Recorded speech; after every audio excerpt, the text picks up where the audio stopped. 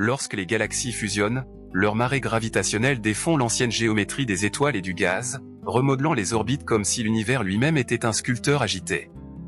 Un soleil qui tournait autrefois tranquillement dans un bras spiral stable peut être entraîné à des milliers d'années-lumière vers l'intérieur, projeté vers le halo, ou même capturé dans un courant de marée s'étirant tel un ruban cosmique. Chaque planète liée à une telle étoile suit le mouvement, emportant sa fragile atmosphère dans des régions de l'espace où le rayonnement est plus intense, où les flux de gaz sont plus denses, et où les supernovas éclatent plus fréquemment.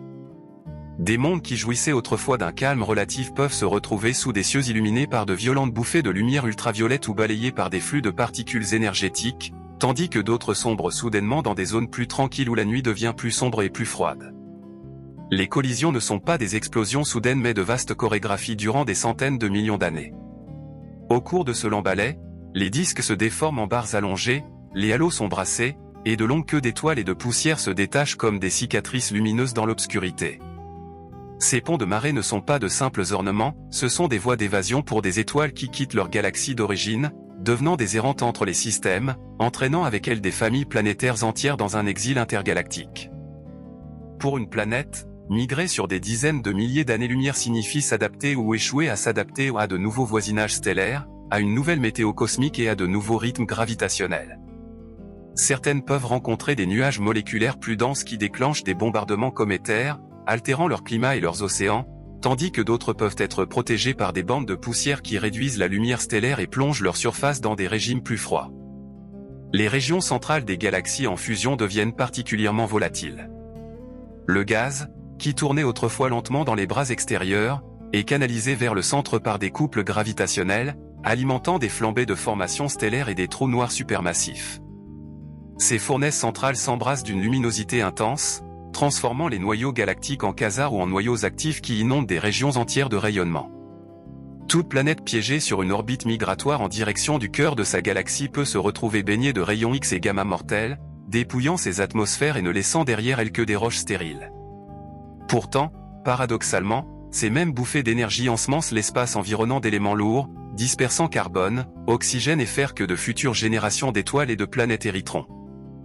Ainsi, destruction et création s'entrelacent, la migration agissant à la fois comme une menace pour la vie et comme un catalyseur de sa renaissance ailleurs. Quand deux galaxies tombent l'une vers l'autre, la scène paraît sereine de loin où deux tourbillons de lumière stellaire se rapprochant mais de près la physique se fait mordante. Les marées à grande portée étirent chaque disque, excitent des barres et des ondes dissymétriques à un bras, et tordent le gaz avec une telle efficacité que la matière qui avait passé des milliards d'années à tourner tranquillement perd soudain son moment angulaire et se précipite vers l'intérieur. Le premier passage au périastre allume des crêtes de compression le long des bras où les chocs déclenchent la formation d'étoiles, le second passage est plus rude, avec des ponts et des queues se déployant sur des centaines de milliers d'années-lumière, témoin de l'échange de moments et de la réécriture des orbites. Une seule étoile peut voir son centre de guidage déplacé de dizaines de milliers d'années-lumière, dans l'espace des phases, le mouvement est encore plus ample, car les oscillations verticales s'épaississent et les épicycles s'élargissent. Ces planètes suivent le mouvement, entraînant leurs atmosphères dans de nouveaux bains de rayonnement et de nouveaux régimes de bombardement, comme si une famille avait été déracinée du jour au lendemain et déposée dans un autre climat, à une autre altitude, sous un autre ciel. Les dangers immédiats sont environnementaux plutôt que directement liés aux marées. Les marées à l'échelle galactique sont trop douces pour arracher les planètes à leurs étoiles sauf dans les densités écrasantes d'une flambée nucléaire stellaire, mais le voisinage change d'une manière significative. Un système migré qui s'enfonce vers les kiloparsecs intérieurs rencontre un taux plus élevé de supernovas, des fonds ultraviolets plus intenses, davantage de rayons cosmiques et des éclairs de rayons X durs provenant de binaires massives. Les afflux nourrissent les trous noirs centraux, la rétroaction du noyau actif élève le champ d'ionisation et déclenche des vents qui transportent poussière et gaz enrichis en métaux à travers le disque. Une atmosphère jusque-là marginalement stable face aux pertes photochimiques peut basculer, l'hydrogène s'échappant plus vite vers l'espace, les couches d'ozone s'amincissant, les couvertures nuageuses se réorganisant. À l'inverse, un système expulsé vers les régions extérieures plus sombres peut voir son budget radiatif diminuer tandis que la fréquence des impacts de nuages moléculaires sur son équivalent de nuages d'Oort baisse, réduisant le trafic des comètes à longue période. Le climat peut alors se refroidir, non pas à cause d'un affaiblissement de son étoile hôte, mais d'un ciel galactique plus doux. Les queues et les ponts ne sont pas des décorations, ce sont des registres dynamiques froids. On y trouve des étoiles projetées sur des trajectoires allongées par des rencontres résonantes, ainsi que du gaz cisaillé en filaments où la turbulence et les champs magnétiques ensemencent de nouveaux amas.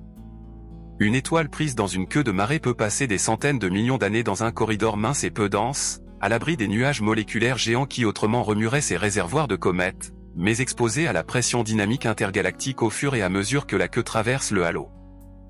Au retour, lorsque la queue retombe, la même étoile peut plonger à travers une coquille dense et choquée où les collisions nuage-nuage sont fréquentes et où la section efficace pour perturber des corps glacés lointains explose.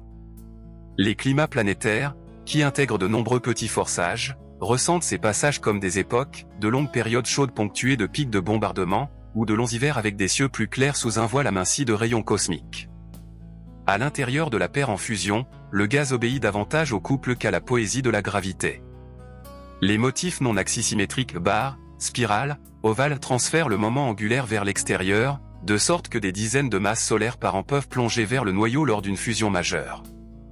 Là, une cascade de barres dans les barres peut entraîner la matière jusqu'à l'échelle du parsec, alimentant le disque d'accrétion d'un trou noir supermassif. Le noyau s'illumine en une phase Cépher ou quasar, et le millier d'années-lumière environnant cuit dans un jour continu de lumière ionisante.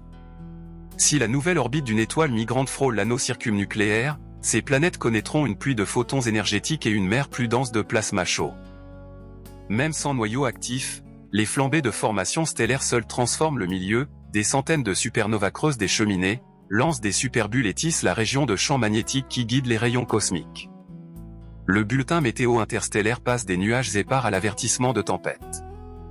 La dynamique stellaire est une histoire de relaxation violente, un brassage collectif d'énergie où aucune étoile ne collisionne mais où chacune ressent le potentiel changeant. Après quelques temps dynamiques, la mémoire vive des disques originels s'estompe, les moments angulaires se mélangent, et le résidu commence à ressembler à une elliptique, avec un halo stellaire soutenu par la pression et une atmosphère chaude rayonnant en rayons X. Toute mémoire n'est pas effacée. Les coquilles ou ondulations concentriques d'étoiles sur des orbites quasi-radiales fossilisent les fusions mineures. Des cœurs cinématiquement découplés tournent dans un sens tandis que le corps externe dérive dans l'autre, signe que du gaz a afflué, formé des étoiles et verrouillé un moment angulaire différent. Les étoiles porteuses de planètes piégées dans ces structures héritent de leur destin, les coquilles les entraînent à travers les confins du résidu sur des trajectoires allongées avec de longues périodes de calme cosmique, les cœurs découplés les maintiennent dans des bulles denses où les passages stellaires rapprochés sont plus fréquents et où les morsures de marée sur des orbites planétaires larges s'additionnent. Parce que le drame gravitationnel se déroule lentement, les effets cumulatifs dominent. Les traversées répétées de chocs en spirale augmentent l'énergie verticale des orbites stellaires, les disques se gonflent en disques épais avec des hauteurs d'échelle plus grandes, élevant les systèmes planétaires au-dessus et au-dessous du plan médian où l'extinction par la poussière est moindre mais où l'exposition aux rayons cosmiques peut être plus élevée. Les rencontres avec des nuages moléculaires géants agissent comme des coups aléatoires, chacune est un lancer de dés pour le nuage d'Oort, pour les pluies de comètes à longue période, pour des changements subtils de l'insolation via des aérosols produits par impact. Sur des dizaines à des centaines de millions d'années, les statistiques écrivent une histoire climatique impossible dans une galaxie calme, des extrêmes plus fréquents, suivis de longues récupérations sur de nouvelles bases. La planète elle-même n'a pas changé d'étoile, mais sa galaxie a changé de voisinage. Certaines étoiles migrantes sont totalement expulsées. Les denses à 3 corps lors de la fusion, en particulier autour du binaire que forment les deux trous noirs supermassifs, peuvent propulser des étoiles à des vitesses intergalactiques. Une petite fraction de leur planète reste liée, les autres deviennent des errantes libres, mondes sans soleil, se refroidissant dans l'obscurité par chaleur interne et désintégration radioactive. Celles qui restent liées à leurs étoiles mais rejoignent le milieu intragroupe vivent sous un mince brouillard de lumière stellaire diffuse et un filet de plasma, ce sont des habitantes de l'ombre entre les galaxies, à l'abri des tempêtes de supernova mais privées de la poussière riche en éléments lourds qui autrement ensemenceraient leurs cieux. La fusion, de cette manière, construit non pas seulement un résidu unique mais aussi une diaspora de systèmes dérivant dans l'entre-deux. La physique du gaz décide si l'issue est étouffée ou renaissante. Si le halo est suffisamment massif pour chauffer par choc l'afflux frais et si la rétroaction du trou noir est soutenue, l'approvisionnement en gaz froid du résidu diminue et la formation stellaire s'éteint. La galaxie rougit, les nuits au-dessus de ces planètes s'assombrissent, le bombardement se calme à mesure que les grands nuages deviennent rares. À l'inverse, si le gaz survit dans les confins ou si les retombées des queues se poursuivent pendant des gigannées, le résidu développe un nouveau disque. Le mélange des métaux pendant la fusion aplanit les gradients, les régions extérieures deviennent plus enrichies qu'elles ne devraient l'être, les régions intérieures moins extrêmes. La formation planétaire future hérite de cette chimie, les mondes rocheux se forment plus facilement à des rayons plus grands qu'auparavant, les inventaires volatiles se déplacent, et le menu des minéraux disponibles pour la géologie change. La migration modifie ainsi non seulement les climats des mondes existants mais aussi les ingrédients des mondes à venir. Les champs magnétiques et la turbulence, souvent traités comme un arrière-plan, sont des acteurs actifs. Alors que le gaz est brassé par les marées et les chocs, sa turbulence devient super-alphénienne, des dynamos amplifient les champs à grande échelle qui traversent bras et barres. Les rayons cosmiques chevauchent ces champs, diffusant de manière inégale, un côté du trajet d'un système migrant peut voir une pression de particules plus élevée et une ionisation des nuages différente que l'autre, influençant la microphysique des nuages et l'efficacité de la formation stellaire. Pour les planètes, les mêmes gradients modifient la chimie de la haute atmosphère et la profondeur de pénétration des averses de particules secondaires. Sur des fenêtres d'1 million d'années, ce sont de subtils biais, sur des migrations de 100 millions d'années, ils s'accumulent en histoires atmosphériques distinctes. Pendant ce temps, les trous noirs spiralent ensemble. La friction dynamique traîne chaque trou à travers une mer d'étoiles et de gaz jusqu'à ce qu'ils se lient, un durcissement supplémentaire éjecte des étoiles sur des orbites croisées, érodant un noyau. Dans les cas riches en gaz, des disques circumbinaires prennent en charge le registre des couples, et la perfusionnent. L'éclair d'onde gravitationnelle est bref mais emporte un moment linéaire, le trou noir résiduel recule, parfois assez vite pour errer hors du centre pendant un certain temps, secouant le noyau et modulant l'accrétion. En un sens profond, même la métrique que les planètes habitent, la douce courbure qu'elles ne ressentent jamais directement est réécrite au centre, et le budget futur de rétroaction de la galaxie change avec elle. Du premier coup de marée à la coalescence finale, la chronologie s'étend de quelques centaines de millions à 1 ou 2 milliards d'années, assez longtemps pour que de multiples biosphères s'élèvent et disparaissent dans le feu croisé, assez court pour que les cicatrices restent cohérentes dans la lumière stellaire que les télescopes peuvent cartographier. Les expériences numériques gravité et corps mariés à l'hydrodynamique reproduisent les ponts, coquilles et flambées stellaires que nous voyons, et montrent que de petites différences initiales comptent, rapport de masse, fraction de gaz, inclinaison orbitale, distance au périastre, concentration du halo. Échanger l'un de ces paramètres et la carte de migration des étoiles change les corridors de rayonnement élevés, les voies de traversée fréquentes de nuages, les berceaux de nouveaux disques. Dans l'œil de l'esprit, il est facile de dessiner deux galaxies en collision et la traînée lumineuse d'une seule étoile, un ruban parsemé de poussière où ces planètes surfent, derrière ce seul chemin se cache un océan d'espace des phases. Une fusion n'est pas seulement la mort de deux spirales et la naissance d'une elliptique, c'est la réorganisation du temps habitable à travers 1 trillion d'orbites futures, une réécriture de l'endroit où des mers chaudes peuvent persister et où les cieux sont balayés en tempête couleur rouille. Du point de vue des télescopes, la preuve est empilée sur toutes les longueurs d'onde. En lumière optique, les antennes et les souris affichent les ponts et queues archétypaux, en infrarouge, les bandes de poussière brillent là où les chocs compactent le gaz froid, en radio, les arcs de CO et de HI tracent les afflux le long des barres, en rayon X, des supervents s'échappent des noyaux en flambée comme des cheminées de 10 millions de degrés. À plus haut décalage vers le rouge, lorsque l'univers était plus jeune et les fusions plus fréquentes, des disques grumeleux captés par JWST montrent le même manuel à midi cosmique, fraction de paires accrues, taux de formation stellaire gonflé et noyaux lumineux compacts qui suggèrent des trous noirs en train d'être nourris. La morphologie est différente à chaque fois car les conditions initiales sont différentes à chaque fois, rapport de masse, alignement de spin, fraction de gaz, concentration de halo, mais la leçon écologique pour les mondes est la même, l'environnement galactique n'est pas une constante, c'est une météo, et les fusions en sont les tempêtes saisonnières. Le long des queues de marée, des amas stellaires se condensent par milliers. Certains sont des superamas stellaires avec des pressions et des densités suffisamment élevées pour survivre un temps de Hubble, les futurs globulaires se forgent dans les décombres. Des poches de gaz dans les confins d'une queue peuvent même s'assembler en îles autogravitantes, galaxies naines de marée riches en éléments lourds mais relativement pauvres en matière noire. Si ces naines conservent leur gaz et calment leur turbulence, elles formeront de nouvelles étoiles avec des disques protoplanétaires dont la chimie initiale est déjà enrichie en métaux. Les systèmes planétaires qui y naîtront seront des enfants d'une seconde ébauche, héritant du fer et du carbone que les générations précédentes ont créé et que la fusion a dispersé. Pour les planètes déjà vivantes à l'intérieur du drame, les menaces de premier ordre sont atmosphériques. Un système migrant vers l'intérieur voit sa magnétosphère comprimée par un vent plus dense et plus rapide et par un bain de rayons cosmiques plus agressifs, la capture d'ions à l'exobase ronge les constituants légers, et le rayonnement ultraviolet de ray photodissocié, poussant l'hydrogène à s'échapper.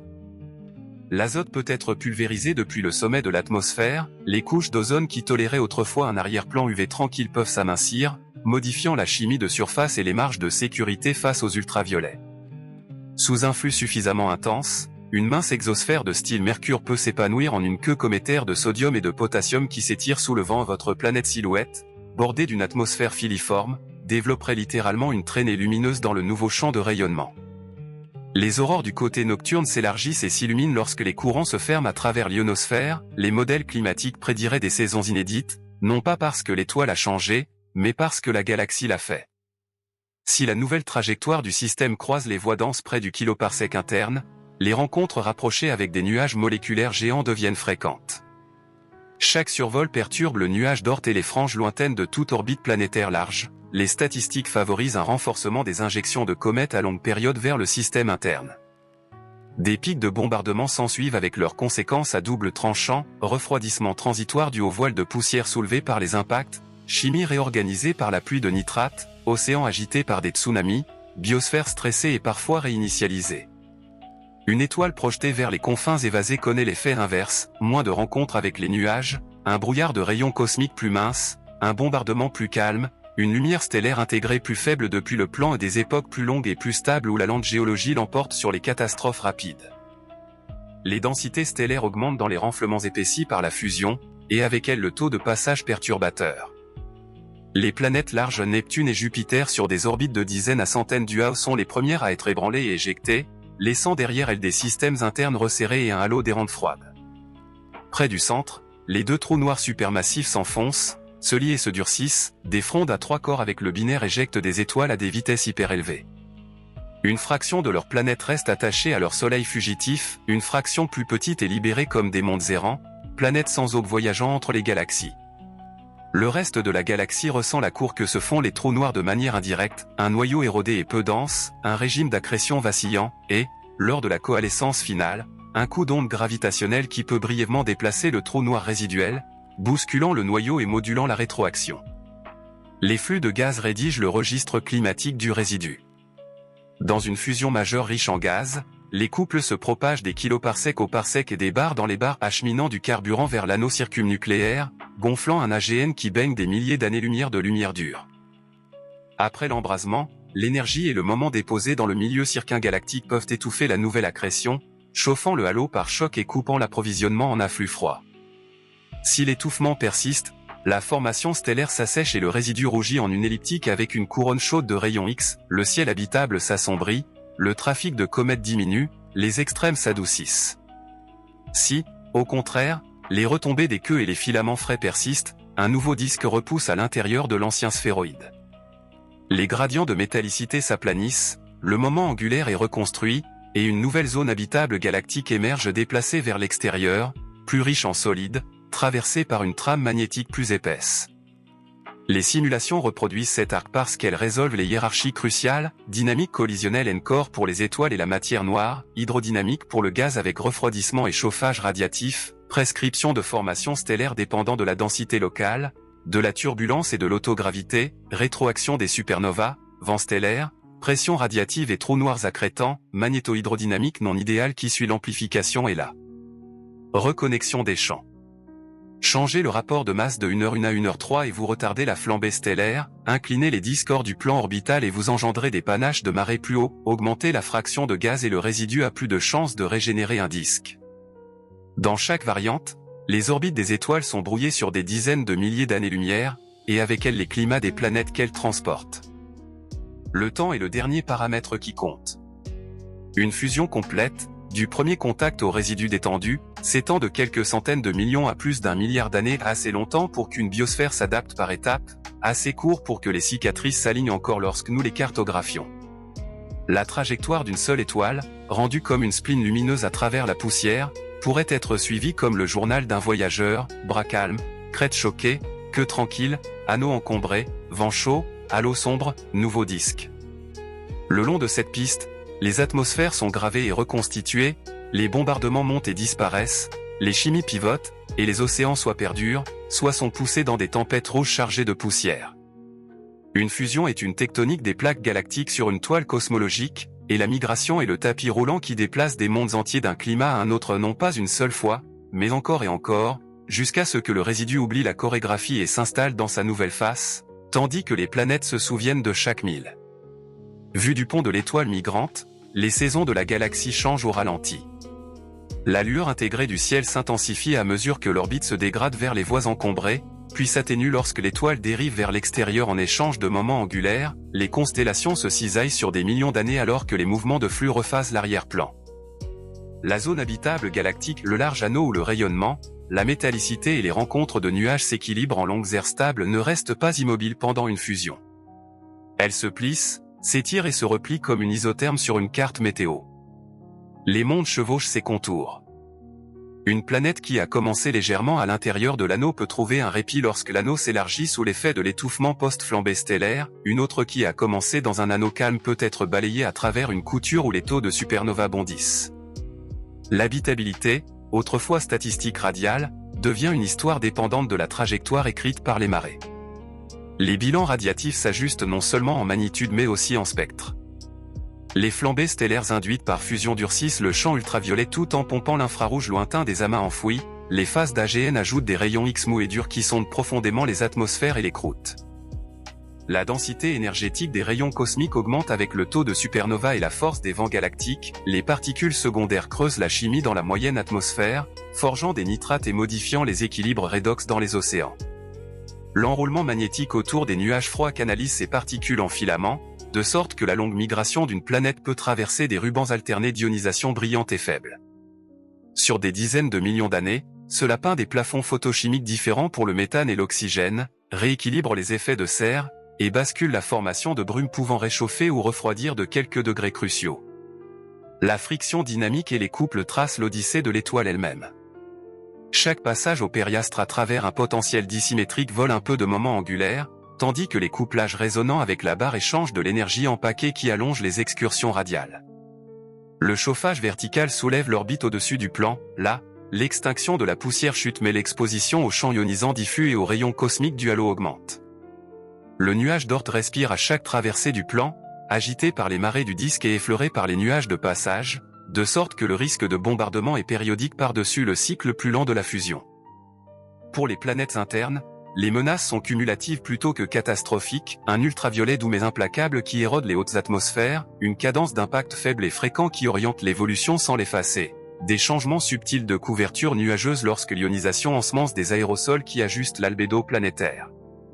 La chimie du milieu interstellaire, le garde-manger des mondes futurs, est remixée. Avant la collision, la métallicité décroît avec le rayon et diffère d'une galaxie à l'autre. Pendant la rencontre, les flux de gaz aplanissent ces gradients, le gaz enrichi interne est projeté vers l'extérieur dans des queues et des fontaines, le gaz externe vierge pleut vers l'intérieur, les chocs et la turbulence homogénéisent des poches autrefois séparées par le cisaillement.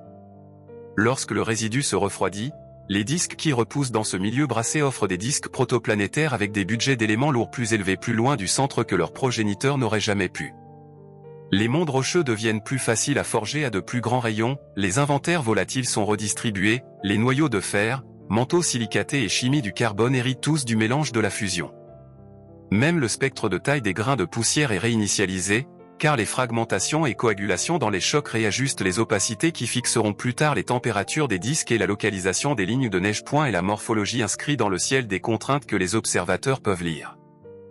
De longs courants cinématiquement froids conservent des signatures enroulées en phase qui révèlent quand et comment les orbites ont été déliées. Les coquilles et les ondulations cartographient les apocentres d'étoiles radialisées. Des disques épais avec évasement et des renflements epoxy peanut trahissent des barres qui jadis ont canalisé le gaz vers le centre. Les halos chauds en rayon X témoignent d'une rétroaction et de chocs de virialisation qui ont coupé les flux froids. En radio, des arcs synchrotrons tracent des autoroutes de rayons cosmiques le long de champs magnétiques amplifiés, en ondes millimétriques, les échelles d'excitation du CO révèlent des flux denses glissant le long d'ovales dans les ovales. Pour trouver la planète silhouette à l'atmosphère d'une finesse de rasoir, on chercherait des queues de sodium et de potassium en transmission au crépuscule, de l'oxygène auroral sur la face nocturne, un liman alpha erratique lorsque l'exosphère respire avec le vent, autant d'indices d'un monde dont l'étoile a erré dans un nouveau régime de rayonnement qui n'a pas présidé à son évolution. Au cœur du drame, la rétroaction sculpte la chronologie. des supervents induits par flambée de formation stellaire percent le long des axes mineurs, ventilant des métaux vers le halo et au-delà. Si le halo est massif, ces métaux peuvent retomber plus tard, ensemencer des disques de seconde génération. Des jets d'AGN et des fontaines dues à la pression de radiation secouent et soulèvent le gaz interne, étouffant ou ne faisant que retarder la prochaine salve de formation stellaire selon le cycle d'activité et la géométrie. Lorsque la rétroaction est soutenue et que le halo chauffe par choc l'afflux frais, s'ensuit une extinction morphologique. Même si un peu de gaz survit, le potentiel sphéroïdal du résidu le stabilise contre l'effondrement, augmente le Q de Toomre et affame les nouvelles étoiles. Si la rétroaction est épisodique et le rapport de masse modeste, le résidu évite l'arrêt total, les queues retombent, un disque froid repousse à l'intérieur d'un cocon rouge, et la formation stellaire reprend à un rythme tempéré. Le graphique climatique d'une planète enregistrerait la différence comme une longue décroissance des extrêmes d'irradiation, contre une dent de scie d'époque de flambées allumées et éteintes. Le destin des planètes larges et des débris faiblement liés dépend de l'entassement. Dans les renflements épaissis et les amas nucléaires, les passages stellaires rapprochés pompent excentricité et inclinaison, rognent les planètes externes et brassent les réservoirs de comètes. Une fraction des planètes est échangée lors de rencontres faibles ou ionisées directement de leurs étoiles, rejoignant le recensement des errantes qui dérivent entre les systèmes et parfois entre les galaxies. D'autres restent fidèles à leur soleil mais sont emportés dans le milieu intraclustérial lorsque le résidu tombe plus tard dans un groupe. Elle y gravite dans la lumière diffuse, se baignant sous une lueur de ville pâle et permanente faite de toutes les étoiles de l'amas. Dans ces milieux liminaux, la durée du jour ne change jamais car il n'y a pas de lever de soleil, mais la météo galactique souffle tout de même, vent de plasma lent, tempête sporadique de particules venues de lointaines bouffées, et une pluie silencieuse de poussière. Aux plus grandes échelles, le contexte de la fusion importe. Au midi cosmique, quand les fractions de gaz étaient élevées, une fusion majeure typique déclenchait des flambées plus extrêmes et nourrissait plus facilement les trous noirs qu'un analogue actuel. Les planètes faisaient alors face à des époques de rayonnement plus brèves et plus aigus, et à un enrichissement chimique plus rapide. Dans l'univers moderne, les fusions sèches entre galaxies éteintes et pauvres en gaz remuent surtout les étoiles et épaississent les enveloppes. Leurs planètes migrent sans grand changement du champ de rayonnement mais avec un risque accru de rencontres dynamiques dans les cœurs denses. Les fusions mineures dominent en nombre, chacune est une retouche plus douce, un petit couple ici, un passage de nuages là, mais la somme de beaucoup équivaut à une réécriture significative de l'adresse en espace des faces d'une étoile. Les simulations transforment ces récits en cartes. Dans des expériences contrôlées, on change un paramètre à la fois et l'on observe la réponse statistique des climats des mondes. Augmenter la fraction de gaz, la flambée dure plus longtemps, les queues sont plus denses, et la distribution de probabilité des averses cométaires gagne une queue plus lourde. Incliner un disque de 45 degrés, le chauffage vertical croît, élevant le flux moyen de rayons cosmiques sur des orbites qui passent plus de temps au-dessus du plan. Fixer un petit périastre, la perte de moment angulaire s'intensifie, davantage d'étoiles sont canalisées vers le noyau, et une plus grande part de planètes voient des ciels d'air AGN. Fusionner au sein d'un groupe vivant, la pression dynamique taille tôt les queues, réduisant les retombées, et le résidu s'éteint plus vite, abaissant le rayonnement tardif mais affamant aussi la formation planétaire future. Les cartes ressemblent à des atlas climatiques, mais au lieu d'isobars et de courants océaniques elles tracent couple de marées, densité de supernovas, cycle d'activité d'AGN et taux de rencontre avec des nuages. Pour le visuel, imaginez une paire de galaxies qui s'emboîtent, la trajectoire d'une seule étoile peinte comme un fil lumineux avec la poussière scintillant dans son sillage, et à côté la fine ligne de l'atmosphère d'une planète. L'image est juste dans l'esprit. La trajectoire de l'étoile s'enroule et s'élargit réellement au fil d'une succession de potentiels, et l'exosphère de la planète peut vraiment traîner comme une comète sous une lumière plus dure. Dans certains chapitres, le sillage est brillant, ionisé par des photons durs, dans d'autres il est presque invisible, un souffle ténu retenu dans un vent plus calme. La scène n'est pas un instantané mais un rouleau, des ponts qui s'étirent, des nœuds d'amas nouveau-nés qui s'allument et s'éteignent, le moteur central qui flambe et se met au ralenti, les bandes de poussière qui se retissent comme des rivières sur une plaine d'inondation. Lu de bout en bout, le rouleau explique pourquoi les fusions galactiques sont des moteurs de migration pour les mondes, pas seulement pour les étoiles. Cartographes de climat sur des kiloparsecs, éditeurs d'atmosphère et auteurs de longues pauses et d'accents soudains dans les biographies des océans. Et lorsque la danse s'achève enfin et que le résidu se détend, des étoiles soutenues par la pression bourdonnant en symétrie triaxiale, un halo chaud tenant sa cour, peut-être un jeune disque repoussant à l'intérieur, les conséquences continuent d'échoir. Les métaux mélangés et le moment angulaire redistribué préparent la scène pour le prochain milliard d'années de formation planétaire. La diaspora de courants et de coquilles continue d'alimenter les lointains confins en étoiles qui tombent discrètement. Le trou noir central, nourri et fusionné, fixe une nouvelle ligne de base pour la rétroaction. Pour toute civilisation survivante qui a vu la collision se dérouler, le ciel nocturne a été édité de façon permanente. Les constellations sont des étrangères, la rivière lactée est plus épaisse ou plus mince, l'aurore pâle plus large, le calendrier des météores réécrit. Elle saurait, au sens le plus littéral et vécu, que les galaxies ne font pas que se heurter et elles migrent leur monde, et ce faisant, elles changent ce qui est possible sous chaque ciel futur. Une fusion réécrit aussi les rythmes de la mesure du temps que les planètes suivent en silence. Les cycles de type Milankovitch de l'insolation, dus à la précession orbitale autour de l'étoile hôte, ne changent pas, mais la lente modulation par la marée galactique, si. À mesure que l'orbite stellaire s'épaissit et s'incline, la gravité du disque qui comprime les réservoirs de comètes respire à un nouveau tempo, la période des oscillations verticales s'allonge, l'amplitude croît, et les enveloppes climatiques à long terme se déplacent. La migration vers l'intérieur dans des zones de flambée élève le plancher du fond UV et le durcit, poussant la photochimie atmosphérique vers des régimes où l'échappement de l'hydrogène dépasse le réapprovisionnement et où les oxydes d'azote s'accumulent. La migration vers l'extérieur refroidit l'arrière-plan et allonge les temps de relaxation radiative dans les stratosphères, orientant la microphysique des nuages vers des brumes hautes et fines qui éclaircissent la planète et ronnent subtilement l'effet de serre. Rien de tout cela ne bascule un monde tempéré en emballement en une seule époque. À la place, la fusion ajoute un métronome galactique qui pousse doucement les attracteurs climatiques sur des dizaines de millions d'années. Le magnétisme est le bouclier planétaire qui tient bon ou s'effiloche sous ce nouveau ciel. Un dynamo alimenté par la rotation et la chaleur interne peut gonfler la magnétopause pour repousser un vent plus dense, mais si la migration entraîne le système à travers des régions où le champ magnétique galactique est enchevêtré et fort, les reconnexions deviennent fréquentes et violentes. Chaque épisode déverse de l'énergie dans la haute atmosphère, élargissant les ovales auroraux et catalysant une chimie qui grignote l'ozone et fabrique nitrate et peroxyde. Pour les lunes autour de géantes, l'histoire se double, magnétosphère dans des magnétosphères, avec des courants tressés à travers des tores de plasma qui s'éclaircissent sous une ionisation accrue.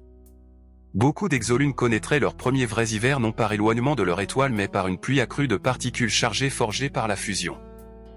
L'échauffement tidal gagne aussi un nouveau rôle. Des passages stellaires serrés dans des renflements épaissis pompent les excentricités des géantes sur orbite large, des résonances rebrassent les architectures internes, une lune jadis tidalement calme peut être poussée dans un régime de flexion où des océans internes dégelants ou des volcans s'éveillent.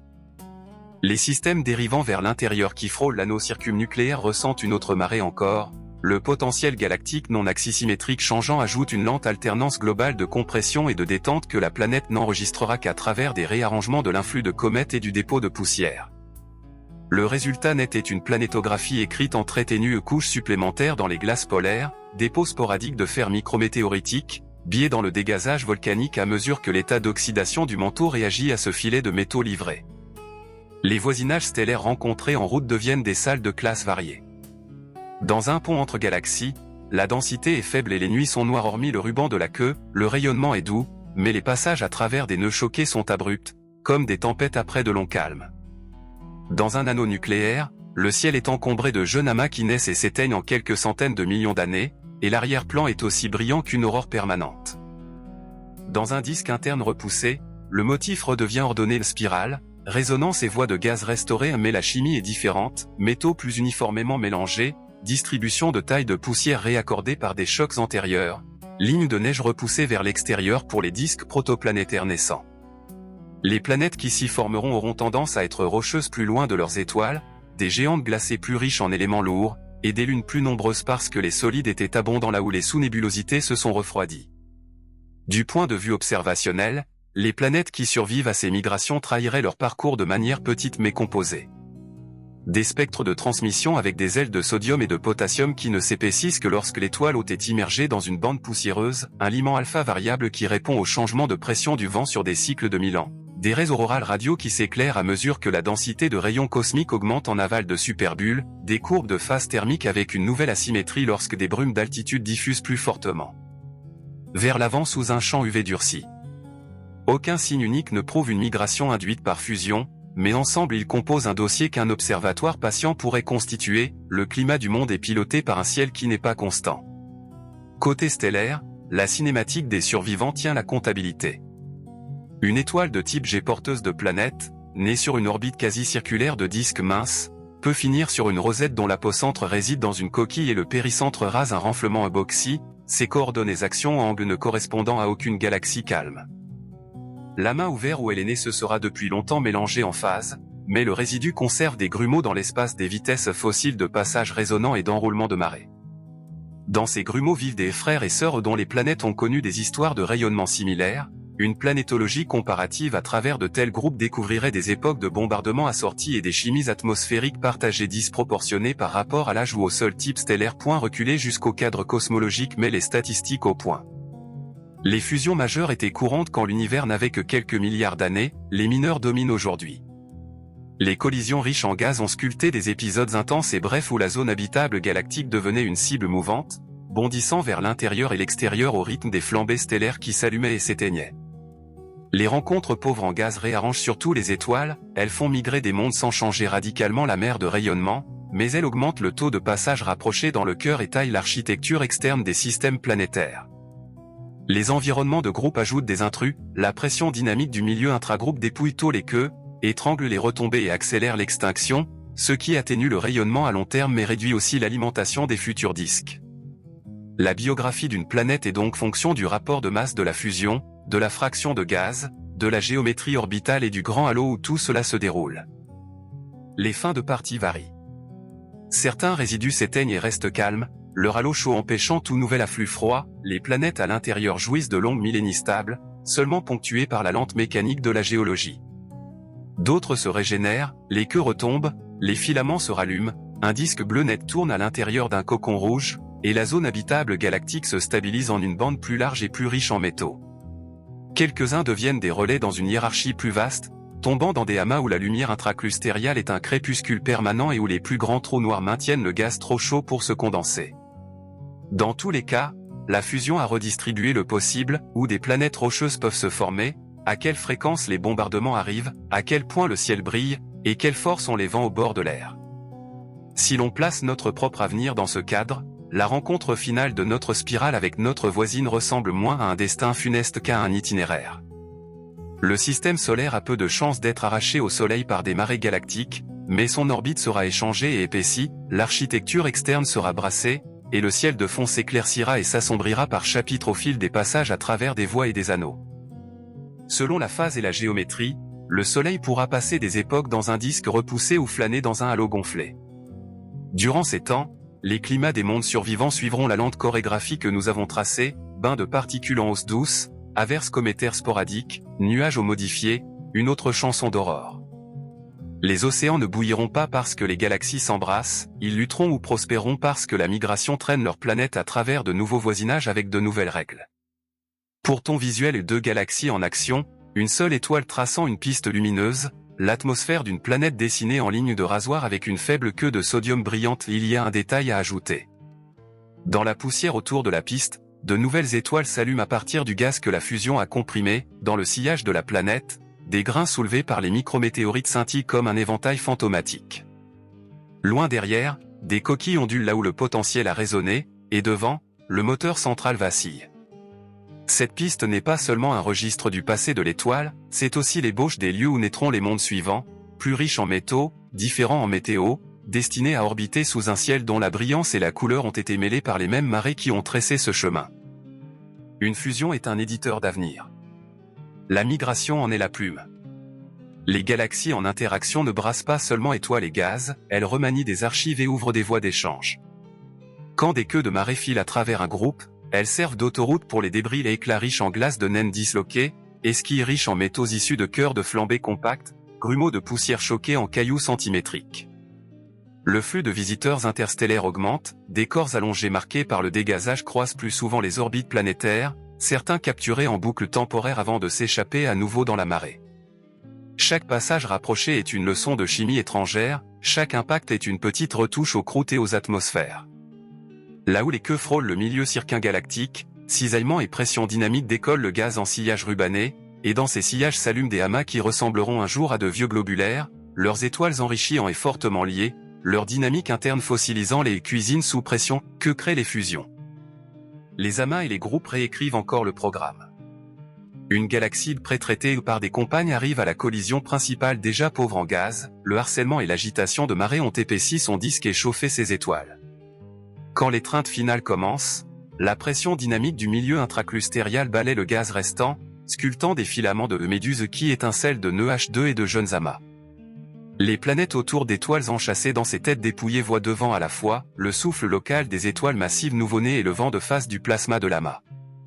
Des ondes de choc d'étrave se forment aux magnétopauses, les exosphères se tirent en longues queues ténues de sodium qui peindraient les nuits de tout guetteur de ciel d'une lueur cuivrée et silencieuse.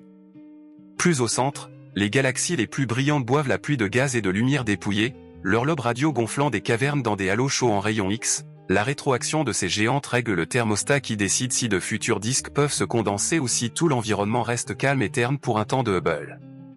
S'agissant des trous noirs, le grand livre des énergies s'élargit.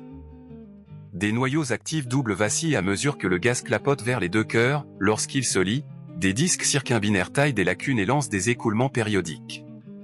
Les événements de disruption maréale font des pics à mesure que les orbites stellaires sont brouillées près du couple. Pendant quelques millions d'années, le noyau est un spectacle funèbre de petites étoiles déchiquetées et de cendres thermiques.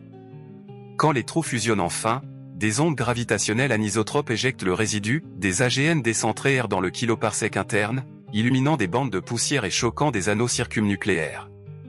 Ce brassage module le climat de photons durs pour toute étoile dont l'orbite migrée file à travers les quelques centaines de parsecs internes, écrivant un chapitre de saisons intermittentes à haute énergie dans leurs histoires atmosphériques. La formation d'étoiles en fusion n'est pas seulement plus intense, elle est différente. Les pressions bondissent de plusieurs ordres de grandeur dans des grumeaux où turbulence et autogravité se rencontrent, la fonction de masse initiale peut pencher légèrement vers le haut de gamme, gonflant brièvement la population d'étoiles massives qui explosent vite et ensemencent le milieu en oxygène et en silicium. Pression de radiation, vent et coque de supernova se chevauchent pour former des superbulles cousues par des champs magnétiques, des rayons cosmiques sont accélérés dans leur choc et se diffusent vers l'extérieur le long de lignes ordonnées amplifiées par le cisaillement. Pour les planètes, le bilan net est un spectre plus dur et un taux d'ionisation plus élevé dans la haute atmosphère. Pour les disques protoplanétaires nés dans ce tumulte, l'ionisation augmente l'accrochage magnétique, attisant des instabilités qui régulent l'accrétion et reconfigurent l'emplacement des lignes de neige. Parce que les chocs brisent les grains tandis que les poches denses les agglomèrent, la distribution de taille est réinitialisée, les opacités changent, les températures du plan médian dérivent, les zones de formation de planétésimaux migrent. Un résidu qui repousse un disque frappera donc sa prochaine génération de planètes le long de contours qui n'existaient pas avant la collision. La cinématique porte la mémoire longtemps après que les feux d'artifice se sont éteints. Des coquilles enroulées en phase enregistrent le calendrier des fusions mineures, de minces courants froids cinématiques serpentent autour du résidu comme une écriture pâle, des renflements boxy pilotent signalent des barres qui canalisèrent autrefois le gaz. Le marquage chimique lie cette carte à la chimie, les étoiles d'un même enroulement marée partagent des empreintes d'abondance fer, éléments, traceurs du processus et ce qui crient leur passé commun. Une civilisation assez patiente pour dresser un recensement en classe Gaïa ou pourrait lire l'histoire migratoire de sa galaxie comme une dendrochronologie, puis croiser les climats de ces mondes avec les époques où son soleil a traversé des voies denses, des coquilles ou des anneaux. Elle apprendrait que l'habitabilité dépend de la trajectoire parce que le potentiel galactique est un paysage mouvant, et que le bout d'une planète ne peut être séparé du camp où l'orbite de son étoile l'a traîné sous un ciel plus clair ou plus sombre. Toute collision ne se termine pas en sphéroïde rouge et calme. Des halos riches en gaz et de faible masse peuvent échapper à l'extinction totale, les queues retombent, des barres repoussent, et un disque bleu se met à tourner au sein d'une enveloppe tiède. Le moment angulaire n'est pas détruit, il est redistribué, parfois reconstruit par de nouveaux afflux le long de filaments cosmiques que la fusion réoriente. Dans ces cas, la zone habitable galactique s'installe en un anneau plus large et plus riche en métaux qu'auparavant, avec moins d'épisodes violents et un fond plus doux après l'âge de la flambée. Ailleurs, dans les puits profonds des amas, des flots de refroidissement tentent de se condenser et sont bridés par la rétroaction en mode radio, gardant les grandes galaxies ternes et leurs ciels austères. Les planètes y migrent surtout via des changements d'entassement et de taux de rencontre, leur climat de rayonnement est stable, leur environnement dynamique agité. Les petites rencontres, celles qui ne finissent pas sur les cartes postales, s'accumulent. Chaque fusion 1h10 ou 1h20 est un petit couple qui décale les centres de guidage de quelques kiloparsecs, épaissit les orbites, engendre un gauchissement ou incline le disque. 1000 de ces retouches en quelques gigannées imitent les grands effets d'un événement majeur, métallicité redistribuée, statistiques de rencontres de nuages modifiés, cadences de bombardement différentes. Beaucoup d'étoiles qui ne voient jamais le cœur d'une grande fusion repartent avec des adresses réécrites, et leurs planètes avec des bases climatiques et des calendriers d'impact révisés. Dans les naines, l'enjeu change encore, la faible métallicité réduit poussière et agents de refroidissement, favorisant une formation stellaire saccadée, les sursauts gamma longs sont plus rares dans les géantes riches en métaux et plus fréquents dans ces naines. Quand des naines participent à une fusion plus vaste, leur brève et dure bouffée ponctue le ciel régional de cônes de danger collimatés auxquels quelques mondes malchanceux feront face. Du point de vue d'un observateur d'exoplanètes, les empreintes sont cumulatives et multilongueurs d'onde. Un suivi en UV lointain et en rayon X saisirait des changements par paliers liés au passage dans des voies de formation stellaire, des observations radio pourraient chronométrer l'éclaircissement des masers auroraux à mesure que la densité de rayons cosmiques fluctue, la spectroscopie de transmission près des doublets du sodium et du potassium révélerait la respiration exosphérique sous des vents plus forts, des cartes submillimétriques du CO et du EC2 placeraient l'étoile autre part. Rapport au flux d'afflux et aux crêtes choquées, une astrométrie de précision montrerait la dérive action angle de l'hôte à mesure que le potentiel évolue. Même les ondes gravitationnelles rejoignent le dossier, un fond dans la bande LISA dû au couple de trous noirs supermassifs esquisse le taux récent de fusion, sorte de baromètre de la fréquence à laquelle le climat galactique bascule en saison de flambée ou d'AGN et donc de la fréquence à laquelle les atmosphères planétaires de cet univers sont mises sous pression. Il existe aussi des échanges entre systèmes. Quand des binaires larges sont ionisés par des passages dans le renflement épaissi, des planètes libérées peuvent être échangées, les sections efficaces de capture sont minuscules, mais sur des milliards d'années elles ne sont pas nulles. Des mondes errants traversent queue et pont et, s'ils sont chanceux, frôlent la sphère de île d'une étoile à la vitesse juste pour être happés. De telles captures seraient de rares trophées, une géante méthanée dont les isotopes murmurent un autre berceau, une super-Terre dont la chimie minérale détonne avec celle de l'étoile qu'elle orbite désormais. Les fusions transforment la galaxie en un marché lent où quelques biens changent de main, et dans ces échanges la diversité des mondes se multiplie. Tout cela réécrit la biologie, là où elle existe. Un fond UV qui se durcit lentement pousse des pigments photosynthétiques à changer de fenêtre, un taux d'ionisation plus élevé enrichit en nitrate les apports de pluie et d'éclairs, orientant les cycles nutritifs, une queue de bombardement plus lourde favorise des refuges souterrains ou sous-marins et encourage des expériences évolutives en réparation des dommages radiatifs. Rien de tout cela ne garantit extinction ou renaissance, cela repondère les dés. Sur 10, 100, 500 millions d'années, l'accumulation de petites poussées décide si les océans gardent leurs nuages, si les continents expirent le CO selon des rythmes familiers, si l'aurore est un ruban polaire ou un voile planétaire. Et pourtant, le tableau est plus large. Les étoiles dispersées dans l'espace intergalactique par le flipper à 3 corps autour du binaire de trou noir central emportent avec elles des amas globulaires, des naines ultra-compactes et des noyaux dénudés de reliques denses capables d'abriter des trous noirs de masse intermédiaire et des amas nucléaires. Leur champ de marée cisaille les comètes à longue période et sculpte la poussière intraclustériale, leurs sursauts occasionnels ajoutent une ponctuation discrète à un ciel autrement éclairé seulement par la lueur diffuse de l'amas. Certaines de leurs planètes restent liées, dérivant dans la nuit ténue entre champs, d'autres deviennent errantes, se figeant lentement par le haut, à peine réchauffées par la décroissance radiogénique et la flexion de marée si elles portent des lunes. Même en exil, la migration due à la fusion écrit une écologie possible, lac géothermique sous la glace, chimie alimentée par des gradients qui se passent du soleil absent. Lorsque le résidu trouve enfin son nouvel équilibre, la relaxation violente s'achève mais la mémoire persiste dans les orbites et les éléments. Le ciel du quotidien redevient fiable, les longues tempêtes de météo au starburst et AGN s'éloignent, l'arrière-plan se calme. Pourtant la carte a changé, la métallicité est plus plate, le moment angulaire a été redistribué, l'entropie du halo chaud s'est élevée, et le grand livre des courants et des coquilles continue de solder ses comptes à mesure qu'il retombe. Pour les mondes qui ont enduré, l'histoire se lit comme un pèlerinage, la même étoile, la même gravité chez soi, mais une trajectoire dans l'espace qui a modifié la couleur et la pression du ciel, le rythme des impacts, la chimie de l'air et de la mer, et les probabilités des paris de la vie. Si l'on suit le fil lumineux de notre étoile imaginée sur la toile de la fusion en gardant la silhouette de sa planète toujours à ses côtés, on peut voir les climats, les chimies et les chances évoluer de concert avec cette ligne. La migration n'est pas un épilogue à la collision, c'en est l'expérience même, mesurée non en orbite perdue et gagnée mais en biographie de monde.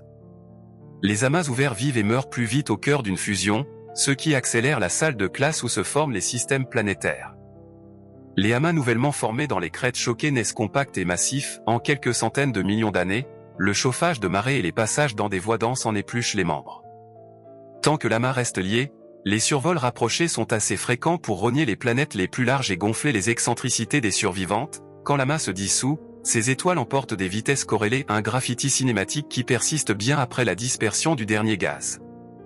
Les planètes nées autour de ces étoiles héritent de cette préhistoire dynamique, une distribution un peu plus chaude d'excentricité, une fraction plus élevée de spin désaligné due au gauchissement de disques provoqué par l'environnement précoce, et une population de lunes et d'anneaux sculptés par des histoires de marées plus fortes.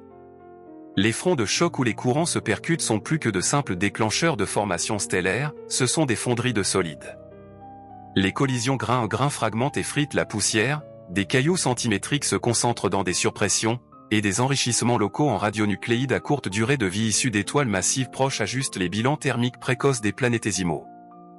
Dans un disque calme, les lignes de neige se placent là où la lumière stellaire fixe la température. Dans une fusion, la lueur infrarouge lointaine de fond et les bouffées UV intermittentes déplacent ces lignes vers l'extérieur puis en arrière, assaisonnant la chimie protoplanétaire d'une variabilité absente des spirales tranquilles.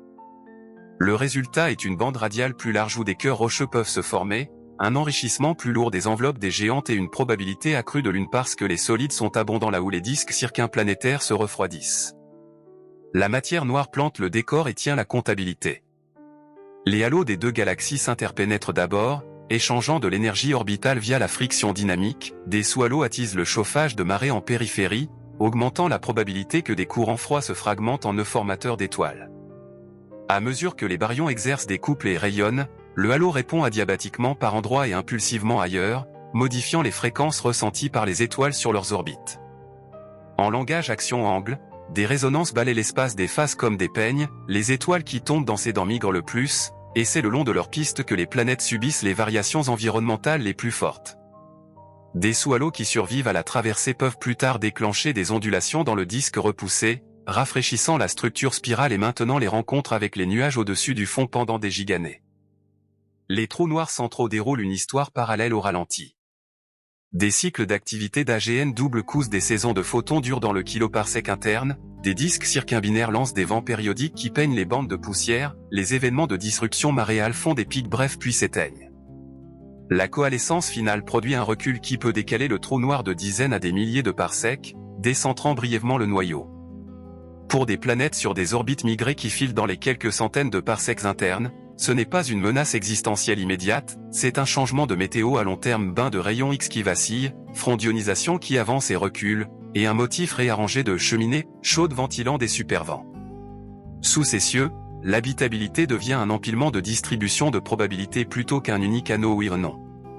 Le fond UV fixe le rythme de l'échappement de l'hydrogène et du blindage photochimique, la densité de rayons cosmiques fixe le taux de production de nitrate et de mutagenèse, les statistiques de rencontre avec des nuages fixent la cadence des pics de bombardement, l'entassement stellaire fixe la section efficace des survols perturbateurs. Déplacer l'un de ces paramètres et la moyenne bouge, déplacez-les tous à la fois comme le fait une fusion et la variance croît. Les biosphères robustes au bruit, atmosphères épaisses, dynamo magnétiques, océans profonds, flexibilité métabolique sont favorisées. Les pigments photosynthétiques peuvent dériver vers des fenêtres plus rouges ou plus bleues à mesure que le régime spectral se durcit ou s'adoucit, les cycles de l'azote s'accélèrent sous une ionisation plus élevée. La vie proche de la surface se replie vers les pôles ou en profondeur pendant les chapitres starburst et rebondit dans les accalmies. L'archive géologique de tel monde lirait la fusion en petits caractères. Des isotopes de spallation dans la glace où les carbonates beryllium 10, chlore 36 croîtraient et décroîtraient avec le flux de rayons cosmiques. Des couches de métaux du groupe du platine issues d'impacteurs s'empileraient en grappes plutôt qu'en pluie de poissons. Les schémas de dégazage volcanique montreraient des biais subtils si les états d'oxydation se déplacent avec la poussière livrée et les micrométéorites métalliques.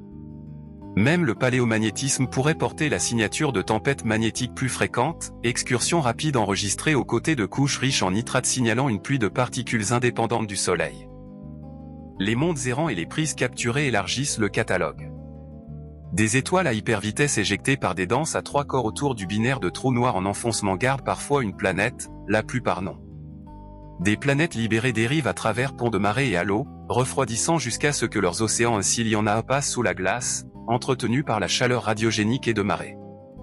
La capture est rare mais non nulle, une super-Terre dont la chimie ne correspond pas au rapport d'abondance de sa nouvelle étoile hôte serait un trophée révélateur d'échange. Dans des galaxies naines de marée et nées riches en métaux à partir d'un gaz recyclé mais pauvre en matière noire, la formation planétaire progresse dans des courbes de rotation compactes et faiblement montantes et des puits de potentiel peu profonds. Des architectures planétaires larges et fragiles y seraient inhabituellement vulnérables à des survols même modestes, mais leurs roches commenceraient chimiquement à mûr. Les technosignatures, si elles existent, s'adapteraient au métronome de la fusion. Des civilisations sous un bain de particules croissant pourraient enfouir leurs réseaux électriques, gonfler des boucliers magnétiques et déplacer l'agriculture sous des vitrages polarisés filtrant l'UV qui se durcit. Les fuites radio vacilleraient avec les tempêtes aurorales, les spectres de lumière de ville pourraient montrer des aérosols conçus pour restaurer un blindage perdu. Pendant les chapitres AGN, la lueur nocturne s'intensifierait et les stratégies de communication pivoteraient vers des fréquences moins diffusées dans le gaz ionisé. Une enquête sur le long terme de tels signaux trouverait non pas du hasard mais une corrélation avec les saisons propres de la galaxie, cieux plus brillants et plus durs, époque plus terne et plus douce, longue plage de calme lorsque le résidu se détend enfin. Notre parabole locale est la Voie lactée ou Andromède. Selon les estimations actuelles, le premier passage rapproché a lieu dans quelques milliards d'années, la coalescence complète s'étirant sur environ un autre milliard. Le Soleil a peu de chances d'être dépouillé, mais son centre de guidage vagabondera, l'architecture externe sera brassée, les comètes du nuage d'Oort verront leur taux d'injection se moduler, le ciel de fond deviendra parfois chargé de nœuds de formation stellaire et d'autres fois s'amincira en une douce lueur de halo. Le moteur climatique décisif pour la Terre alors sera l'évolution stellaire, non la fusion, mais si les descendants de l'humanité vivent ailleurs dans le système solaire ou au-delà, leur météo surferont sur les marées de la fusion exactement comme tracé ici, bain de particules un peu plus fort, calendrier cométaire un peu moins poissonien, aurore un peu plus large, nuits étoilées réécrites. Du point de vue observationnel, le dossier qu'un observatoire patient pourrait assembler sur un seul monde migrant est riche. L'astrométrie fixe la dérive de l'étoile hôte dans un potentiel évolutif, des cartes millimétriques la placent par rapport aux afflux brillants en CO et au choc C2, des courbes de lumière en rayons X et en UV lointains enregistrent les saisons Starburst et AGN, la radio capte des masers cyclotrons des calottes aurorales, la spectroscopie de transmission près de Nadé, KI, H, et I 10830 à Eli observe l'exosphère respirer, des courbes de phase moyen IR mesurent des épisodes de brume lorsque la photochimie bascule. Superposez cela à un modèle de la chronologie de la fusion, et vous déduirez non seulement le climat de la planète, mais les chapitres de la galaxie qui l'ont écrit. Même après l'extinction des feux, le résidu continue d'éditer le possible. Si l'étouffement persiste, l'entropie du halo chaud et le moment angulaire rééquilibré stabilisent le gaz contre l'effondrement et extinction morphologique et la galaxie rougit dans un long crépuscule. Les planètes intérieures connaissent moins de saisons violentes, les queues de bombardement s'affinent, les atmosphères trouvent des équilibres lents. Si, au contraire, retombées et filaments nourrissent un nouveau disque, l'anneau de relative sécurité s'élargit et se déplace vers l'extérieur dans un milieu plus riche en métaux. La prochaine vague de planètes se forme avec des cœurs plus lourds, des lunes plus riches, des anneaux plus denses, et peut-être une part plus grande de super-Terre tempérée à des rayons autrefois trop pauvres en poussière. La fusion ne choisit pas des vainqueurs, elle déplace les probabilités. Pour la scène que tu peins, deux galaxies qui s'emboîtent, la spline lumineuse d'une étoile marquant son adresse changeante, l'atmosphère d'une planète gravée en ligne d'aiguille avec un faible sillage de sodium. Tu peux ajouter des couches fidèles à la physique. Fais passer la trace à travers une crête noueuse, perlée de régions H2 ou des amas nouveau-nés luisent, montre l'anneau circumnucléaire comme un tore brillant et grumeleux où le ciel est une aube permanente, font ensuite vers un halo tranquille où la trace s'amincit et où l'arrière-plan n'est plus qu'une lueur urbaine diffuse de lumière stellaire intégrée. Parsème le trajet de fins éventails intermittents de poussière à des voiles micrométéoriques après les traversées de nuages et, une seule fois, rend un bref jet, mince comme un trait de crayon, émanant du noyau au loin, rappelle que les trous noirs, eux aussi, tiennent le temps. Au bout du compte, une fusion n'est pas seulement l'arithmétique de deux populations stellaires et un grand livre de moments angulaires. C'est un système météorologique écrit à l'échelle d'une galaxie, un convoyeur lent qui fait migrer des soleils et entraîne leur monde à travers de nouvelles mers de rayonnement, de nouveaux calendriers de bombardement et de nouvelles réserves chimiques. Les planètes survivent, s'adaptent et parfois prospèrent non pas malgré la collision, mais grâce à elles parce que les mêmes forces qui menacent enrichissent aussi, ensemencent et brassent. Suis le fil d'une seule étoile assez longtemps et tu vois les climats et les chances évoluer avec lui, dézoome, et tu verras que d'innombrables fils tissent ensemble l'avenir du résidu.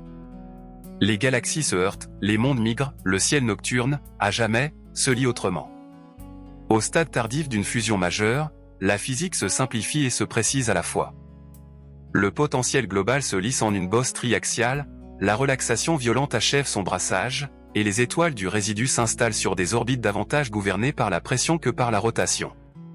Pourtant les baryons mènent une double vie. Un halo chaud en rayon X conserve la chaleur et l'entropie des rétroactions passées, tandis que des poches refroidies retombées des queues ou afflux filamenteux frais s'accumulent en une nouvelle feuille en rotation à l'intérieur du sphéroïde. Là où se forme cette feuille interne, la structure spirale réapparaît, les barres réaffirment leur couple, et un disque seconde chance trace des voies ordonnées au travers d'un corps qui, autrement, ressemble à une elliptique. Pour des systèmes planétaires migrés, c'est un dernier pivot environnemental, retour du renflement granulaire et encombré vers un trafic plus structuré où les rencontres de nuages et les champs de rayonnement varient plus prévisiblement avec le rayon et la phase d'onde. La chimie de cette feuille renaissante porte la mémoire de la fusion. Les métaux sont plus plats avec le rayon, carbone et oxygène mieux partagés, les rapports poussière-gaz plus élevés plus loin qu'auparavant. Les lignes de neige dans les disques nouveau-nés se placent à plus grande distance parce que les opacités et les températures du plan médian ont changé sous l'effet des brisures et coagulations forcées par la fusion. Des cœurs rocheux germent sur un anneau radial plus large, les géantes accrètent avec des enveloppes préassaisonnées par des métaux recyclés, les disques circumplanétaires se refroidissent assez efficacement pour forger de grandes lunes. En comparant ces planètes à leurs cousines d'avant la fusion, tu trouverais des cœurs plus denses, des systèmes de lunes plus fournis et des architectures d'anneaux biaisés par un inventaire de solides plus riches. La migration corrige ainsi non seulement les climats des mondes existants mais aussi le plan des mondes à naître. Même après l'accalmie du résidu, des fossiles cinématiques continuent de parler. De minces courants froids traversent les confins où des étoiles et les planètes qu'elles portent passent des gigannées dans des couloirs pâles, largement exemptes de nuages et de chocs. Des coquilles marquent d'anciens plongeons radio, leurs apocentres sont des perchoirs calmes, au temps dynamique long et au faible taux de rencontre. Des renflements boxy et peanut trahissent des barres qui ont canalisé le gaz, les étoiles à l'intérieur montrent une fréquence plus élevée de pompage d'excentricité et, pour les planètes les plus larges, un taux d'attrition plus grand. Lie la chimie au mouvement un marquage chimique et la carte devient un grand livre, courants enrichis en issus d'épisodes précoces et saccadés, enroulements riches en fer provenant de retombées plus tardives et plus calmes. Une civilisation patiente pourrait recouper des histoires climatiques sur plusieurs mondes à ce registre et retrouver la séquence des passages voies brillantes, halos tranquilles, anneaux chauds qui ont sculpté leur ciel. Le régime de rayonnement cavale les planètes après une fusion a souvent une longue traîne. Les supernovas s'éteignent en dizaines de millions d'années, mais les rayons cosmiques piégés dans des superbulles fuient lentement le long de champs magnétiques ordonnés que les fusions amplifient. Ces champs traversent le disque regarni et le halo, guidant les particules en filaments qui se superposent aux bras optiques comme des artères invisibles. À l'échelle du million d'années, la dose est modeste, à l'échelle de la centaine de millions d'années, elle devient un terme structurel de la chimie atmosphérique. Plafond du méthane, faux positif d'oxygène, pluie de nitrate et épisodes de brume suivront la respiration lente de ces filaments, et non seulement le taux instantané de formation stellaire à l'adresse de l'étoile hôte. Pour les observateurs, cela signifie que l'interprétation des biosignatures doit intégrer la météo récente de la galaxie, pas seulement l'étoile locale de la planète. La dynamique garde quelques surprises en réserve près du centre. Dans certains résidus, le trou noir coalescé reculait aussi à travers le renflement interne, déplaçant la lampe ionisante qui réglait le fond dur. Des épisodes d'AGN décentrés allument des bandes de poussière différentes, modifiant où s'ouvrent les cheminées et où les vents peignent. Pour des étoiles dont les orbites migrées frôlent quelques centaines de parsecs du cœur, ce sont des saisons longues et intermittentes, hausses douces de flux X et UV, capture d'ions accrus dans les exosphères, ovales auroraux plus larges. Rien qui décape en un chapitre une atmosphère de type terrestre, mais, au rythme lent de la relaxation du résidu, cela trace des lignes supplémentaires dans la stratigraphie planétaire, couches fines riches en isotopes cosmogéniques, bascules abruptes des charges d'aérosols d'altitude, petits paliers dans le budget redox des océans. Les fusions mineures, elles, ne s'arrêtent jamais, même après l'événement vedette. Chaque arrivée 1h20 incline le disque d'un degré, l'épaissit d'un cran, sème un gauchissement ou rafraîchit la structure spirale.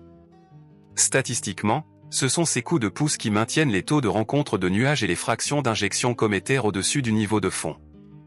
Un système jusque-là chanceux pendant la grande collision peut connaître son hiver le plus rude lors d'un modeste survol tardif qui perturbe son nuage d'or tandis que la grande galaxie paraît placide. À l'inverse, un monde malmené durant la flambée peut jouir de dizaines de millions d'années de ciel serein sitôt que la barre du résidu s'affaiblit et que le halo chaud étrangle l'afflux frais. L'habitabilité devient alors une distribution à grosse queue de rares décennies dures dans un climat généralement doux, ou de longues accalmies rares dans un ciel autrement animé. Les environnements de groupe et d'amas prolongent la leçon. Si le résidu tombe dans un amas, le plasma intraclustérial taille toute traînée de gaz fragiles et émousse les retombées, rendant l'extinction plus durable. La lumière intraclustériale devient le crépuscule permanent, la pression dynamique ajoute un lent second vent à chaque magnétosphère. Des phases méduses peuvent revenir en miniature lorsque les satellites du résidu sont dépouillés, des bouffées localisées dans ces tentacules ajoutent une lumière dure par tâches irrégulières. Les systèmes planétaires qui traversent cette toile voient leur démographie évoluer, moins de nouveaux disques protoplanétaires, mais ceux qui se forment sont riches en métaux, moins de nuages géants, mais l'entassement des galaxies centrales maintient élevée la section efficace des survols. Une recette différente pour le même ragoût, rayonnement plus stable, dynamique plus affairée. À l'échelle d'une seule étoile migrante, le long journal reste lisible. L'orbite se réchauffe et se refroidit sur le fond à mesure qu'elle échange du moment angulaire avec barre et ovale, des oscillations verticales la soulèvent au-dessus des bandes poussiéreuses, amincissent l'extinction et l'exposent à un champ ionisant plus doux mais plus diffus. Des passages au péricentre à travers des vitesses de pattern donnent des coups discrets aux actions et aux angles de phase. Le nuage d'Oort respire à chaque traversée du plan, les calendriers cométaires se groupent autour de ces battements, les isotopes de spallation montent en phase avec des filaments de rayons cosmiques ancrés aux vieilles parois de superbulles. Aucun de ces items n'est spectaculaire isolément. Ensemble, ils composent un climat écrit par une galaxie qui a appris un nouveau rythme en fusionnant. Si une technologie naît sous un tel ciel, son imagination défensive rime d'un monde à l'autre.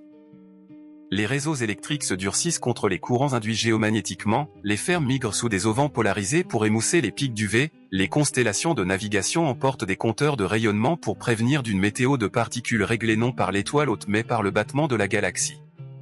Même l'archangerait, aurore comme fête saisonnière, queues exosphériques de sodium comme calligraphie à l'horizon, anciennes constellations peintes à côté des nouvelles pour se souvenir du ciel d'avant la fusion.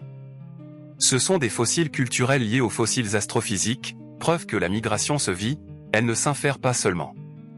Quand le résidu est vraiment vieux, le drame est encodé dans la structure et la chimie plutôt que dans la lumière.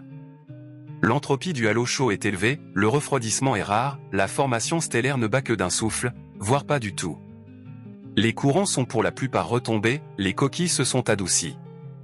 Le disque interne, s'il a repoussé, est mûr, au contraste spiral faible mais persistant, barre lente.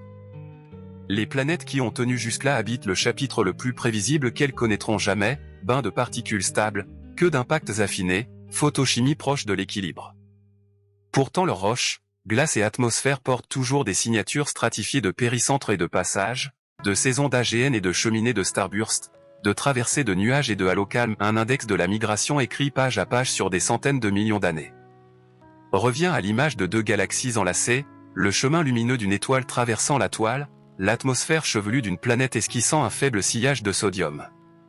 Que ce chemin traverse, en séquence, une crête choquée perlée de H2, une bande sombre où la poussière avale la lumière stellaire mais où les rayons cosmiques murmurent, un anneau circumnucléaire sous une aube permanente, un halo mince où la lueur urbaine de la lumière stellaire intégrée remplace les constellations, et enfin un jeune disque interne reconstruit à partir des décombres. À chaque chapitre, note les petites retouches cumulatives, 1% d'ultraviolet en plus ici, quelques années de comètes supplémentaires là, une brume plus épaisse, une aurore plus large, un hiver plus frais et plus clair. Ce grand livre est toute la thèse.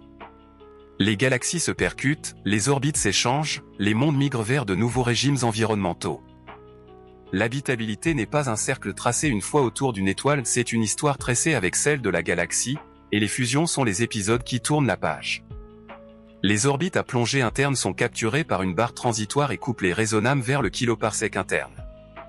Les rencontres de nuages deviennent fréquentes, le taux de supernova de voisinage augmente, et le fond stellaire se durcit avec une population jeune et brillante en UV. La densité d'énergie des rayons cosmiques suit la flambée puis accuse un retard, à mesure que les particules fuient des superbulles le long de champs magnétiques amplifiés. Les atmosphères de planètes tempérées répondent d'abord dans l'exosphère, l'échappement de l'hydrogène accélère, l'absorption et I-10830 s'approfondit, les raies du sodium et du potassium se pardellent ténues puis plus bas quand la photochimie se rééquilibre, l'ozone s'amincit et des brumes hautes à diffusion avant renforcées éclaircissent les bords du matin et du soir.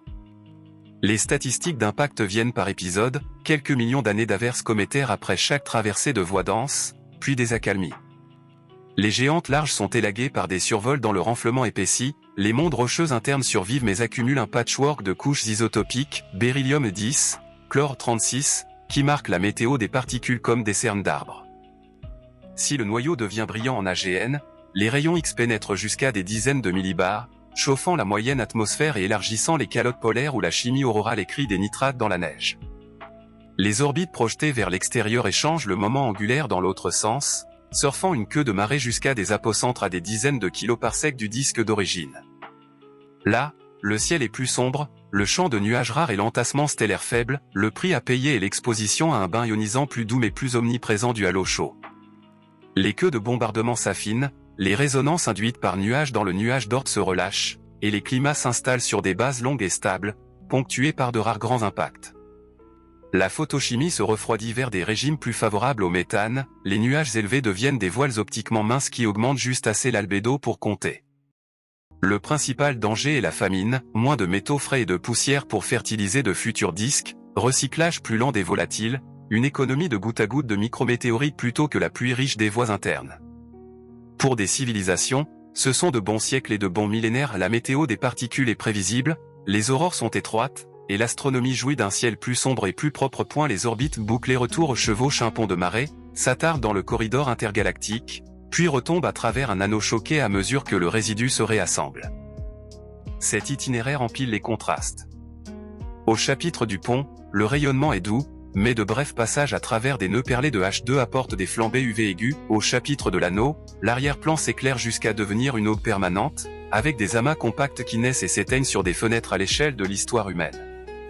Les atmosphères apprennent à respirer, les exosphères se dilatent et se contractent avec la pression du vent, les profondeurs de Rei 10830 à Heli oscillent sur des échelles de quelques milliers d'années. Kir, l'émission aurorale radio s'intensifie quand l'étoile franchit d'anciens murs de superbulles riches en champs ordonnés.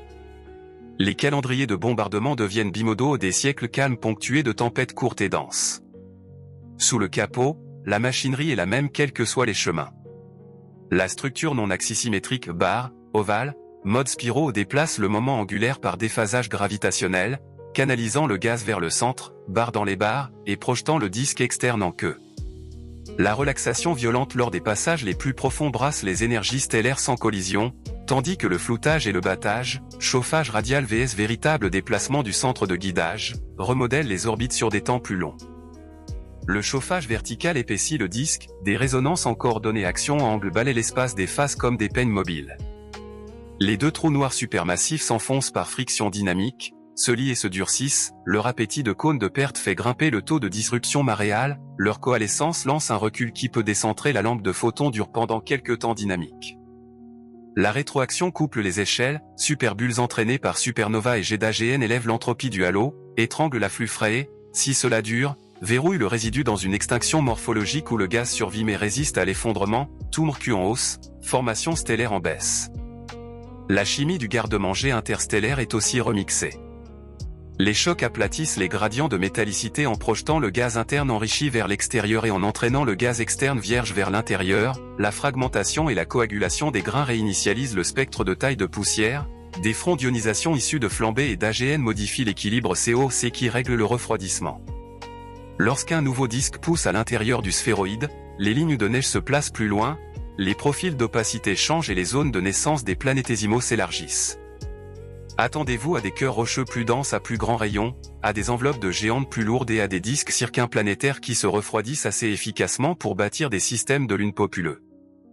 Les galaxies naines de marée qui se forment dans les queues des mares riches en métaux malgré des puits peu profonds, si bien que leurs planètes seront chimiquement mûres mais dynamiquement fragiles, orbites larges faciles à perturber, architecture aisément reconfigurée par des survols même modestes. Du point de vue observationnel, une enquête patiente pourrait diagnostiquer un monde migré par fusion grâce à un dossier composé plutôt qu'à un pistolet fumant unique. L'astrométrie de précision fixe la dérive d'action de l'étoile hôte dans un potentiel changeant. Des cartes millimétriques la placent par rapport aux afflux brillants en CO et aux chocs illuminés en C2.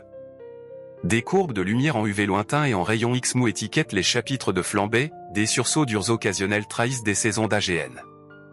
Les spectres de transmission autour de NAD, KI, H, et I 1830 à Elie trace une exosphère qui se dilate sous des vents plus forts, la radio capte des masers cyclotroniques des calottes aurorales dont la puissance suit davantage la densité de rayons cosmiques que les éruptions stellaires.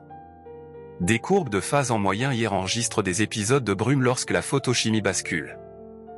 Superposer ces séries temporelles à un modèle dynamique de la fusion, et le climat de la planète devient un problème inverse résolu. Transposons la même logique à notre itinéraire de long terme. La rencontre Voie lactée ou Andromède n'arrachera pas la Terre au Soleil, mais elle épaissira et inclinera l'orbite solaire, éclairera et assombrira le ciel intégré par chapitre, et modulera le taux d'injection du nuage d'Oort. Le climat de la Terre sera alors dominé par l'évolution solaire, pourtant, pour des habitats ailleurs dans le système, l'une des planètes externes, mer souterraine, le métronome de la fusion comptera, pluie de particules en légère hausse, aurores qui s'élargissent, jardinage micrométéoritique accéléré ou ralenti selon les traversées de nuages. En phase de disque repoussé, un anneau galactique habitable plus large et plus riche en métaux peut émerger, facilitant la formation de mondes rocheux autour de Nenka à des rayons plus grands qu'aujourd'hui.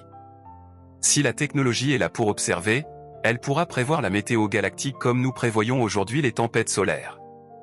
Des constellations de magnétomètres rapportent des courants pilotés par reconnexion avec le champ ambiant, des moniteurs UV tout ciel signalent des fenêtres de flambée, une tomographie CO-C2 cartographie des voies d'afflux des années à des décennies avant qu'un système ne les traverse. Des alertes d'ondes gravitationnelles dans la bande LISA marquent la danse finale des trous noirs nucléaires, prélude possible à des saisons d'AGN décentrées. L'ingénierie suit, réseaux électriques durcis contre les courants géo-induits, agriculture ombrée par des verres à polarisation réglée pour émousser l'UV qui se durcit, trajectoire de sonde qui évite les flux micrométéoritiques renforcés prédits pour des traversées de nuages à venir. La thèse profonde qui se cache dans tous ces détails est que l'habitabilité n'est pas simplement un anneau radial autour d'une étoile mais un chemin dépendant du temps à travers une galaxie. Les fusions prennent ce chemin en main et le redessinent, elles redistribuent où le champ de rayonnement se renforce ou s'adoucit, où les nuages s'entassent ou s'éclaircissent, où la chimie est riche ou pauvre en métaux, où l'échafaudage magnétique canalise les particules ou les laisse diffuser. Les mondes échouent rarement d'un seul coup, ils sont poussés, saison après longue saison, jusqu'à ce que atmosphère, océan et croûte s'installent dans de nouveaux équilibres ou non. La même rencontre qui déchaîne un noyau et dépouille certaines atmosphères aplatit aussi les gradients de métallicité, ensemence de nouveaux disques et frappe de futures planètes rocheuses avec des budgets de solides généreux. Menaces et opportunités sont le même processus, vu à des échelles de temps différentes. Reviens à ton cadre deux galaxies en collision, une seule étoile traçant une spline lumineuse, l'air d'une planète dessinée en ligne de rasoir avec un faible sillage de sodium et ajoute une dernière couche, fidèle à la physique et généreuse pour l'imagination. Que la spline s'épaississe là où l'étoile franchit une voie dense, ce granule de scintillement après chaque bouffée micrométéoritique induite par les nuages, s'amincisse dans le halo tranquille, secoue discrètement là où une résonance de barre a heurté ses actions, puis se lisse quand elle rejoint un jeune disque interne. Que le sillage de l'atmosphère s'éclaire et s'éteigne avec le vent de fond, que des rideaux d'aurore s'arquent plus près de l'équateur lors des chapitres plus rudes. Ce n'est pas de l'ornement, c'est un journal lisible. Les galaxies fusionnent, les étoiles migrent, les planètes réécrivent leur météo et leurs chances. L'état final, un sphéroïde rouge avec ou sans disque bleu compte. Mais l'histoire vécue, pour tout océan ou tout ciel, c'est la traversée elle-même.